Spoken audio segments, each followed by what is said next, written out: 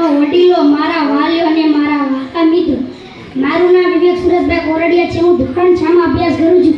આજે કન્યા કેળવણી મહત્વ શાળા 2025-26 ના આ શુભ પ્રસંગે મને વૃક્ષારોપણ વિશે કંઈક કહેવાનો મોકો મળ્યો છે. તેના માટે મને ખૂબ જ આનંદ.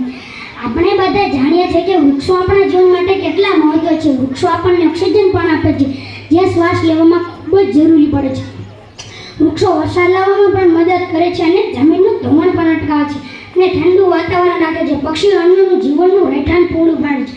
ટૂંકમાં વૃક્ષો વગર પૃથ્વી પર જીવન શક્ય નથી. આજે આપણે જોઈ રહ્યા છીએ કે વૃક્ષો કપાઈ રહ્યા છે, જંગલો ઓછા થઈ રહ્યા છે. તેના કારણે પર્યાવરણમાં ઘણા ફેરફાર આવી રહ્યા છે, જેમ કે ગરમી વધી, વરસાદ ઓછો થવો અને આ પ્રદૂષણને આ ભવિષ્ય માટે સારું નથી. તો આપણે સૌએ વૃક્ષારોપણ પણ કરવું જોઈએ. આપણે ઘરે, આપણા શાળામાં પણ આપણે વૃક્ષો વાવીએ અને તેનું જતન કરીએ. આપણા ઘેર પણ આપણે નાના નાના છોડ રોપી શકીએ છીએ. વૃક્ષોનો અર્થ એક છોડ રોપવો એટલો નથી, નિયમિત તેનું ધ્યાન રાખવું અને તેને પાણી આપવું અને તેને મોટું કરવું. જે નાના ભાઈ બહેનો શાળામાં અભ્યાસ કરી રહ્યા છે તેમને પણ આપણે વૃક્ષનું મહત્વ સમજાવવું જોઈએ. એક શિક્ષિત દીકરી પોતાના જ્ઞાન દ્વારા પોતા વૃક્ષારોપણ અને પર્યાવરણમાં મહત્વ સમાજમાં સંદેશો ફેલાવી શકે છે. આપણે બધા સૌ ભેગા મળીને વધુને વધુ વૃક્ષ વાવી આપણી પૃથ્વીને હરિયાળી બનાવી અને સ્વચ્છ બનાવી.